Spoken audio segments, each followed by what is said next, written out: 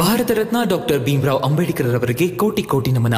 ಇವರ ಜೀವನವನ್ನು ಆಧರಿಸಿ ಈ ಧಾರಾವಾಹಿಯನ್ನು ನಿರ್ಮಿಸಲಾಗಿದೆ.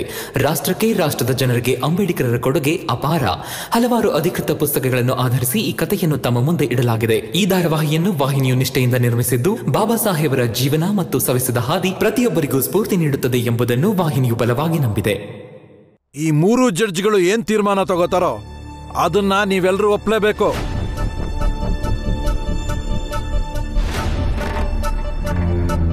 ಸಿದ್ಧರಾಗಿ ನಿಮ್ ವಾದ ಏನಿದೆ ಅದನ್ನ ಮುಂದಿಡಿ. ಸಾಹೇಬ್ರೆ, ನಮ್ಮಲ್ಲಿ ಯಾರಾದ್ರೂ ಒಬ್ರು ನಮ್ಮ ಪರ ವಾದಿಸೋಕ್ ಮುಂಚೆ ಅದಕ್ಕೆ ಮೊದಲು ನಾನು ನಿಮ್ಮ ಹತ್ರ ಒಂದು ಪ್ರಶ್ನೆ ಕೇಳಬೇಕು ಅನ್ಕೊಂಡಿದ್ದೀನಿ. ಅದಾದ್ಮೇಲೆ ನಾವು ನಮ್ಮ ವಾದನ ಮಂಡಿಸ್ತೀವಿ. ನೀವೆಲ್ಲರೂ ಈ ಸಮಾಜ ನೀತಿನ ಒಪ್ಕೋತಿರೋ ಇಲ್ವೋ?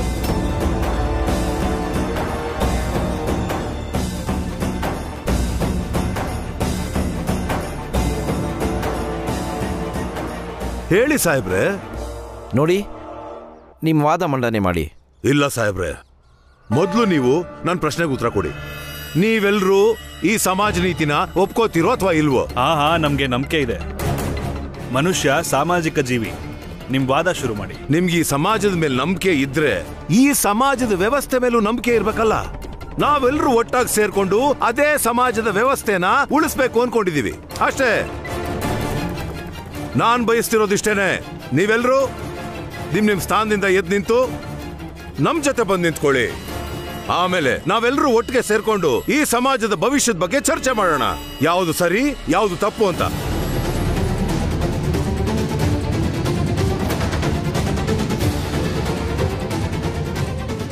ಸಾಹೇಬ್ರೆ, ನೀವು ಇಲ್ಲಿ ನೋಡಿ, ನನ್ನ ಹತ್ರ ಒಂದು ಕಾಗದ ಇದೆ. ಇದೇ ತರಾನೇ ಆ ಭೀಮರಾವ್ ಹತ್ರನೂ ಇನ್ನೊಂದು ಕಾಗದ ಇದೆ. ನಾನು ನಿಮ್ಮ ಹತ್ರ ಕೇಳೋದಿಷ್ಟೇನೆ, ಅಲ್ಲ, ಈ ಕಾಗದದಿಂದ ಸಮಾಜ ನಡೆಯುತ್ತಾ? ಇಲ್ಲ ಸಾಹೇಬ್ರೆ, ಸಮಾಜ ನಡೆಯೋದು ಸಾಮಾಜಿಕ ವ್ಯವಸ್ಥೆಯಿಂದ. ಎಲ್ಲ ಸಮಾಜಗಳಲ್ಲೂ, ಎಲ್ಲ ಪರಿವಾರಗಳಲ್ಲೂ, ಪ್ರತಿಯೊಂದು ಮನೆಯಲ್ಲೂ ದೊಡ್ಡವರು ಚಿಕ್ಕವರು ಇದ್ದೇ ಇರ್ತಾರಲ್ಲ. ಅದೇ ರೀತಿ ಎಲ್ಲ ಸಮಾಜದಲ್ಲೂ ಮೇಲ್ವರ್ಗದವರು ಕೆಳವರ್ಗದವ್ರು ಇರ್ತಾರಲ್ಲ. ಅಷ್ಟೇ. ಇದೊಂದು ಚಿಕ್ಕ ವಿಷಯ ಸಾಹೇಬ್ರೆ. ಆದ್ರೆ ಈ ಜನರೆಲ್ಲ ಇವರು ಮತ್ತೆ ಭೀಮರಾವ್ ಒಂದು ಚಿಕ್ಕ ಸಮಸ್ಯೆನ ದೊಡ್ಡ ಸಮಸ್ಯೆ ಮಾಡ್ತಿದ್ದಾರೆ.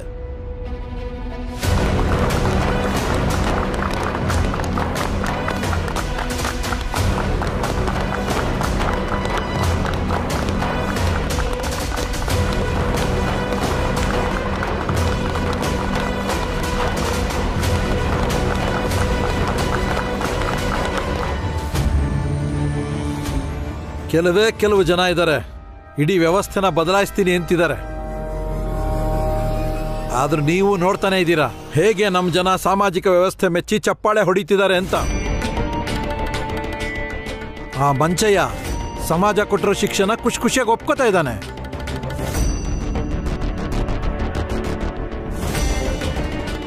ಆದ್ರೆ ಇದ್ರಲ್ಲಿ ಸಮಸ್ಯೆ ಕಾಣಿಸ್ತಿರೋದು ಈ ಭೀಮರಾವ್ ಮಾತ್ರ.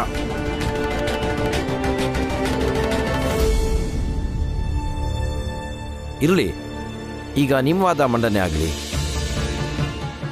ಸರ್, ನನಗನ್ಸೋ ಪ್ರಕಾರ ನಮಗೂ ಕೂಡ ಈ ಸಮಾಜದಲ್ಲಿ ಇವ್ರ ರೀತಿನೇ ನ್ಯಾಯ ಸಿಗಬೇಕು. ಅಂದ್ರೆ ನಮ್ಮ ಜಾತಿಗೆ ನಮ್ಗೆ ಕೇಳಿಸ್ತಾ ಇಲ್ಲ, ಜೋರಾಗಿ ಹೇಳು. ನಮ್ಮ ಜಾತಿಯವ್ರ ಬಗ್ಗೆ ನಿರ್ಧಾರ ತಗೊಳ್ಳೋಂತ ಹೊತ್ತಲ್ಲಿ ಜೋರಾಗಿ ಮಾತಾಡು ಭೀಮಾ, ಮುಂದೆ ಬಂದು ಮಾತಾಡು. ಆದ್ರೆ ಸಾಹೇಬ್ರೆ, ಇವನ್ಗೆ 10 ಅಡಿ ದೂರ ನಿಂತ್ಕೊಂಡು ಮಾತಾಡೋ ಶಿಕ್ಷೆ ಆಗಿದೆ. ಇವನ್ ಹೇಗ್ ಬರ್ತಾನ ಅಲ್ಲಿಗೆ? ಇರ್ಲಿ, ಇವನ್ ಮಾತು ಕೇಳ್ಬೇಕಲ್ಲ ನಮ್ಗೆ. ಹತ್ರ ಬಾ.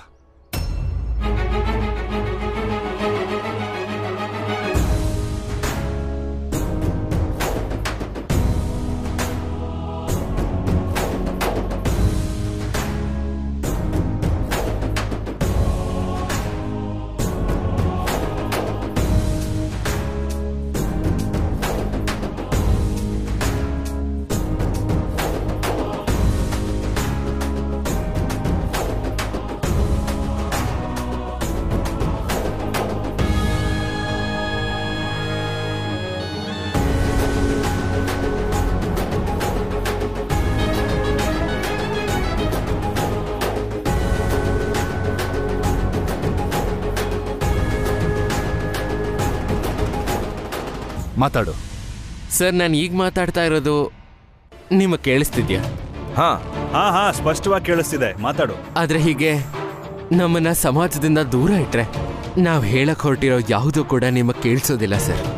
ಅದೇ ನಿಮ್ಗೆ ಈಗ ಕೇಳ್ತಾ ಇರ್ಲಿಲ್ವಲ್ಲ ಹಾಗೆ.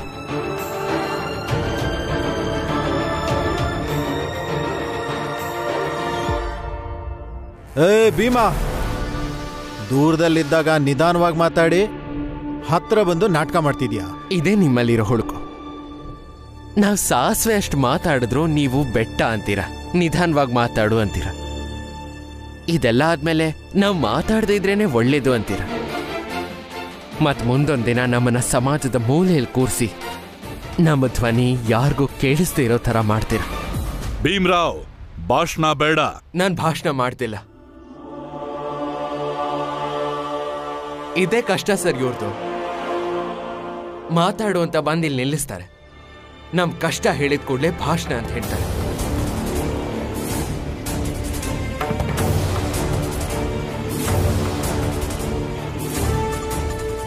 ಇರ್ಲಿ ಸರ್, ನಾನು ನನ್ನ ಬೇಡಿಕೆ ನಿಮ್ ಮುಂದೆ ಇಡ್ತೀನಿ.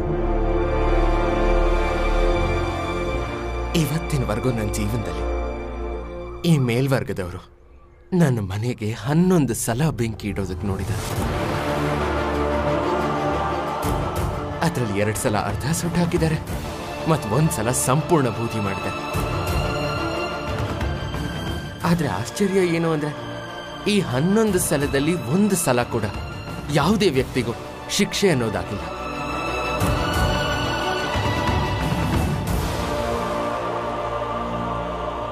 ಸರ್, ನೀವಿಲ್ಲೇ ಒಂಚೂರು ಬಲಗಡೆಗೆ ಹೋದ್ರೆ ನಮ್ ಕೆಲವು ಜನ ಅಲ್ಲಿ ಧರಣಿ ಕೂತಿದ್ದಾರೆ. ಅದ್ರಲ್ಲಿ ಒಬ್ಬ ಕಲ್ಲು ಅಂತಿದ್ದಾನೆ.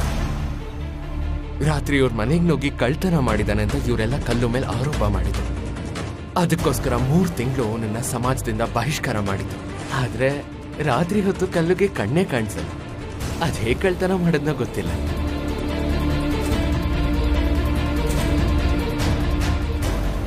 ಸರ್, ನಿಮ್ ಮನೇಲಿ ಯಾವತ್ತಾದ್ರೂ ಹೀಗಾಗಿದ್ಯಾ? ಅತಿಥಿಗಳು ನಿಮ್ ಮನೆಗೆ ಬಂದಾಗ ನೀವೇ ನಿಮ್ಮ ಕೈಯಾರೆ ತಟ್ಟೆಯಲ್ಲಿ ಊಟ ಬಡಿಸಿ ಕೊಟ್ಟು ಅದನ್ನ ನೀವೇ ಊಟ ಮಾಡಿ ಅತಿಥಿಗಳ ಹತ್ರ ತಟ್ಟೆ ತೊಳಿರಿ ಅಂತ ನೀವ್ ಯಾವತ್ತಾದ್ರೂ ಹೇಳಿದಿರ? ಹೀಗೆ ಯಾರಾದ್ರೂ ಮಾಡ್ತಾರ? ಮಾಡಬಾರ್ದಲ್ವ ಸರ್? ಆದ್ರೆ ನಮಗ್ ಮಾಡಿದ್ದಾರೆ. ಈ ಜನ ತಾವೇ ಸಭೆ ನಡೆಸ್ತಾರೆ, ತಾವೇ ಆರೋಪ ಮಾಡ್ತಾರೆ, ತಾವೇ ತೀರ್ಪು ನೀಡ್ತಾರೆ, ಮತ್ ನ್ಯಾಯ ಸಿಕ್ತು ಅಂತ ತಾವೇ ಖುಷಿನೂ ಪಡ್ತಾರೆ. ಆದ್ರೆ ಇವ್ರು ಕೊಡೋ ತೀರ್ಪಿಗೆ ನಾವು ಮಾತ್ರ ತಲೆ ಬಾಗ್ಲೇಬೇಕು. ಇದೊಂಥರ ಇವ್ರ ತಟ್ಟೆಲಿ ಇವರೇ ಊಟ ಮಾಡಿ ತಟ್ಟೆ ಲೋಟನ ನಮ್ಮ ಕೈಯಲ್ಲಿ ತೊಡಸ್ತಿದ್ದಾರೆ.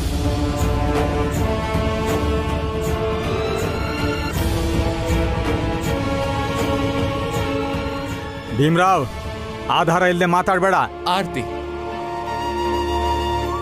ಆರ್ತಿ ಅನ್ನೋ ಒಂದು ಹುಡುಗಿ ಇದ್ಲು ಸರ್ ನಮ್ಮ ವಠಾರದಲ್ಲಿ. ಇಲ್ಲಿ ಕಮಲಾ ಅಂತಿದಾರಲ್ಲ, ಕಮಲಮ್ಮ ಮುಂದೆ ಬನ್ನಿ.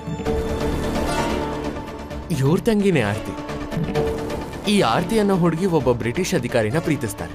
ಆದ್ರೆ ಬ್ರಿಟಿಷ್ ಅಧಿಕಾರಿಗೆ ಆರ್ತಿ ಮೇಲೆ ಪ್ರೀತಿ ಇರೋದಿಲ್ಲ. ಪ್ರೀತಿ ಇಲ್ಲ ಅಂದ್ರೂ ಕೂಡ ಆರ್ತಿ ಆ ಅಧಿಕಾರಿಯಿಂದ ಗರ್ಭಿಣಿ ಆಗ್ತಾಳೆ.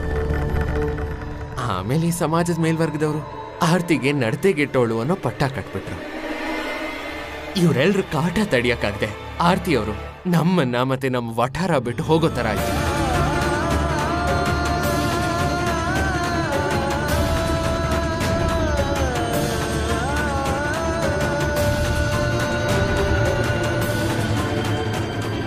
ಭೀಮ್ರಾವ್, ಮಧು ಸರ್, ಇವನು ಮಧು ಅಂತ ನನ್ನ ಸ್ನೇಹಿತ. ತುಂಬಾ ಒಳ್ಳೆ ಹುಡುಗ, ಚೆನ್ನಾಗಿದ್ದ ಕೂಡ. ಆದ್ರೆ ಈ ಜನ ಇವನಿಗೆ ಸಾರಾಯಿ ಚಟ ಹಚ್ಚಿ ಕುಡ್ಕ ಅನ್ನೋ ಪಟ್ಟ ಕಟ್ಟಿದ್ರು.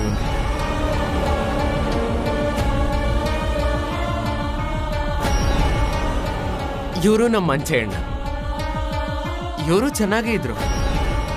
ನಮ್ಮ ವಠಾರದಲ್ಲೇ ಒಂದು ಅಂಗಡಿ ನಡೆಸ್ತಿದ್ರು. ಆದ್ರೆ ಇವ್ರು ನಮ್ಮ ವಠಾರದ ಮುಂದೆ ಸಾರಾಯಿ ಅಂಗಡಿ ಪ್ರಾರಂಭ ಮಾಡಿ ಇವ್ರನ್ನಲ್ಲಿ ಕೆಲ್ಸಕ್ಕೆ ಇಟ್ಕೊಂಡ್ರು.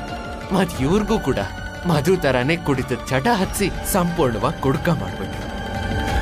ಮತ್ ಒಂದ್ಸಲ ಸಾರಾಯಿ ಆಸೆ ತೋರಿಸಿ ಇವ್ರ ಕೈಯಲ್ಲಿ ಕಳ್ತನ ಮಾಡಿಸಿ ನಂತರ ಇವರೇ ಒಂದು ಪಂಚಾಯಿತಿ ಆಯೋಜಿಸಿ ಅದ್ರಲ್ಲಿ ಇವ್ರದೇ ತಪ್ಪು ಅಂತ ಸಾಬೀತು ಮಾಡಿದ್ರು. 4 ದಿನ ಸಮಾಜದಿಂದ ಬಹಿಷ್ಕಾರ ಮಾಡಿದ್ರು.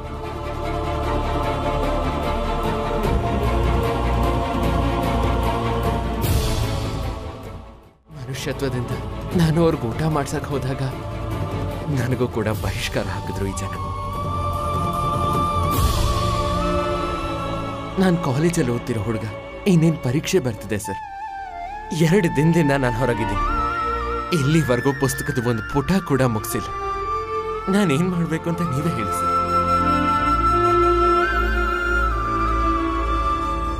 ಮೇಘನಾಥ್ ಅವರು ನಿಮ್ಮ ಹತ್ರ ಮುಂಚೆ ಒಂದು ಪ್ರಶ್ನೆ ಕೇಳಿದ್ರು. ಅದೇ ಪ್ರಶ್ನೆನ ನಾನು ಕೇಳೋದಕ್ಕೆ ಇಷ್ಟಪಡ್ತೀನಿ. ಇಂಥ ಸಮಾಜದ ಮೇಲೆ ನಿಮಗ್ ನಂಬಿಕೆ ಇದೆಯಾ ಸರ್? ಇದೆಂಥ ಸಮಾಜ ಅಂದ್ರೆ, ಈ ಸಮಾಜದಿಂದ ಜನರಿಗೆ ನ್ಯಾಯ ಸಿಗೋ ಬದಲು ಇಂಥ ಜನರು ತಮ್ಮವ್ರು ಮಾಡೋ ತಪ್ಪನ್ನು ಮುಚ್ಚಿಡ್ತಿದ್ದಾರೆ. ಇಂಥ ಸಮಾಜನ ನೀವುಗಳು ನಂಬ್ತೀರಾ ಸರ್?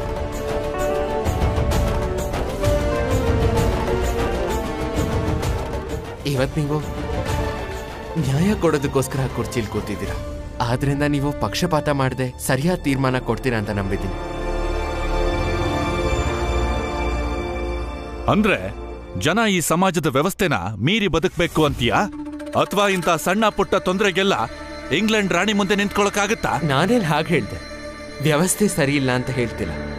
ವ್ಯವಸ್ಥೆಯಲ್ಲಿ ಪಕ್ಷಪಾತ ಮಾಡ್ತಿರೋ ತಪ್ಪು ಸರ್. ಇದೇ ರೀತಿ ಪ್ರತಿಯೊಂದು ವ್ಯವಸ್ಥೆನೂ ಪಕ್ಷಪಾತ ಮಾಡಿದ್ರೆ ಯಾವ ಅಪರಾಧಿಗೂ ಶಿಕ್ಷೆ ಆಗಲ್ಲ. ಪ್ರತಿ ಆರ್ತಿ ತಪ್ಪಿಲ್ದೆ ನಡತೆಗೆಟ್ಟೋಳೋನ ಪಟ್ಟ ಕಟ್ಕೋಬೇಕಾಗುತ್ತೆ. ಇಂಥ ಪ್ರತಿ ಮಧು, ಪ್ರತಿ ಮಂಚಯ್ಯ ಅಂತವರು ಕುಡುಕರಾಗ್ತಾರೆ. ಮತ್ತು ಭೀಮ್ರಾವ್ ಅಂತವ್ರಿಗೆ ಹೋರಾಟದ ಹಾದಿಯಲ್ಲಿ ತಡೆ ಆಗ್ತಾರೆ. ಸರ್, ನಮ್ಮ ಕಡೆಯಿಂದ ಬರೀ 2 ಬೇಡಿಕೆ ಇರೋದು. ಮೊದಲನೇದು, ಪ್ರತಿ ಪಂಚಾಯಿತಿಲೂ ನಮ್ಮ ಕಡೆಯವರು ಒಬ್ರು ಇರಬೇಕು.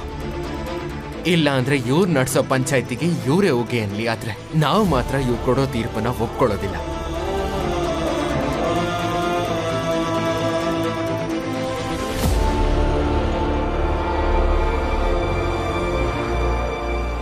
ನಿರ್ಧಾರ ನಿಮ್ದು.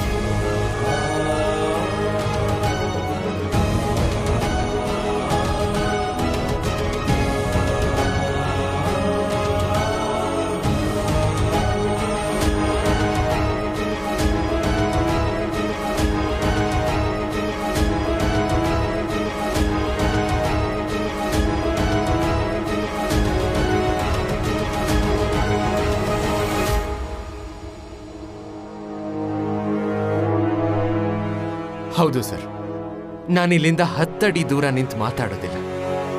ನಾನಿಲ್ಲೇ ನಮ್ಮ ಜನರ ಮಧ್ಯೆ ನಿಂತು ಮಾತಾಡ್ತೀನಿ.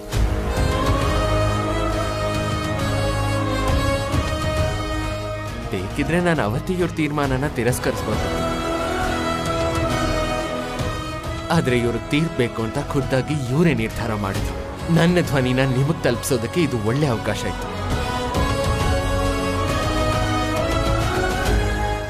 ಇದೊಂದೇ ದಾರಿ ಇದ್ದಿದ್ದು ನನಗೆ. ಆದ್ರಿಂದ ಮನೆಯಿಂದ ದೂರ ಬಂದು ಬೀದಿಲಿತ್ತು ಈಗ ನನ್ನ ಕಷ್ಟನ ನಿಮ್ ಮುಂದೆ ತಲುಪಿಸಿದ್ದೀನಿ. ಇದಕ್ಕೋಸ್ಕರ ಇಷ್ಟೆಲ್ಲ ಮಾಡಿದೆ ಸರ್.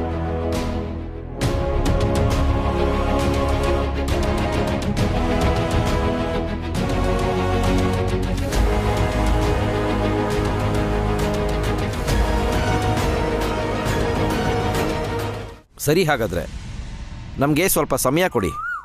ನಾವು ನಮ್ಮಲ್ಲೇ ವಿಚಾರ ವಿಮರ್ಶೆ ಮಾಡಿ ನಮ್ಮ ನಿರ್ಧಾರನ ತಿಳಿಸ್ತೀವಿ.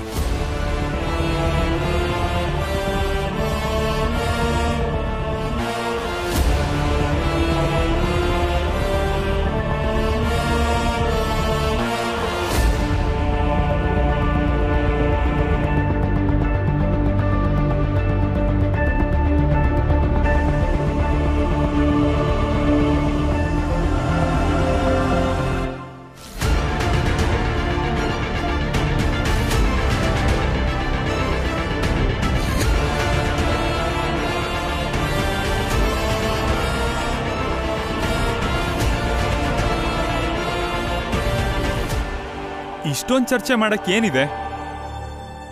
ನಿರ್ಧಾರ ಮಾಡಿ ಹೇಳೋದಲ್ವಾ? ಮಧು, ನ್ಯಾಯ ಅಂತ ಬಂದಾಗ ಚೆನ್ನಾಗಿ ಚರ್ಚೆ ಮಾಡ್ಕೊಡ್ಬೇಕಾಗತ್ತೆ. ಅವ್ರದ್ ಎಷ್ಟು ಚರ್ಚೆ ಮಾಡ್ತಾರೋ ಮಾಡ್ಲಿ, ನಾವು ಮಾತ್ರ ತಾಳ್ಮೆಯಿಂದ ಕಾಯೋಣ.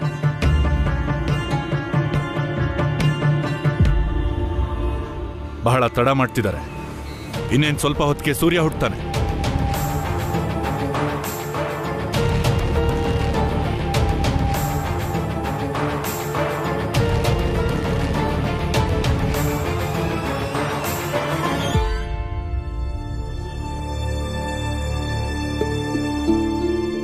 ನಾವು 3 ಜನ ಸೇರಿ ಒಂದು ತೀರ್ಮಾನಕ್ಕೆ ಬಂದಿದ್ದೀವಿ.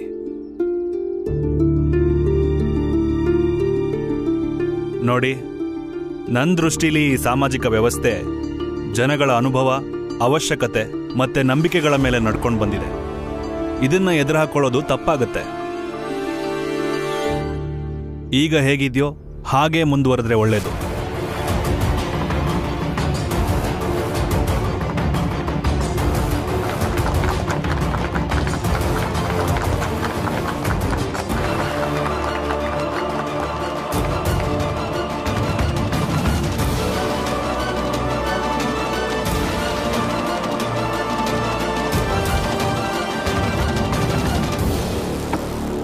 ಆದ್ರೆ ನನಗನ್ಸುತ್ತೆ ಈ ಒಂದು ವ್ಯವಸ್ಥೆಯಲ್ಲಿ ಬದಲಾವಣೆಯ ಅವಶ್ಯಕತೆ ಇದೆ. ಮತ್ತೆ ಪ್ರತಿ ಪಂಚಾಯಿತಿ ಸಭೆಯಲ್ಲೂ ಭೀಮನ್ ಜಾತಿಯಿಂದ ಪ್ರತಿನಿಧಿಯೊಬ್ರು ಇರಲೇಬೇಕು.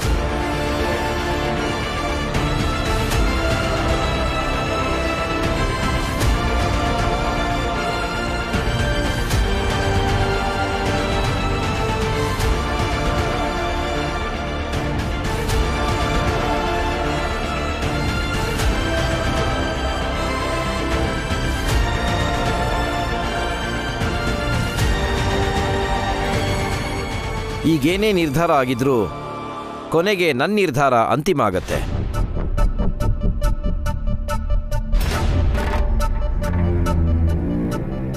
ನಾನು ಕೂಡ ಖುದ್ದು ಮೇಲ್ಜಾತಿಯವನು. ನಾನು ಮೇಘನಾಥನ್ ಪರವಾಗಿರ್ತೀನಿ.